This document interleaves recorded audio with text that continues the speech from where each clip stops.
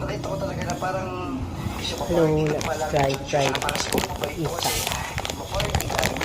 wala nang pamasahe kayo. Okay ko party. Ay, wala kasi kami lang pamula number niya. Tapos Facebook siya sa akin. Yung dating crush mo, yung stalker mo. Kinilig ka naman. Wala na yung kilig nung time. Ay, wala na yung crush-crush. Wala na. Kasi nga, hindi niya ako pinapansin. Tapos ang dami ko pa narinig na checkpoint. Ganon. So, parang ko, ay, huwag na lang. Bakit na reputasyon mo sa kanya? Oo, parang ganon. Sobrang tinrabaho ko talaga.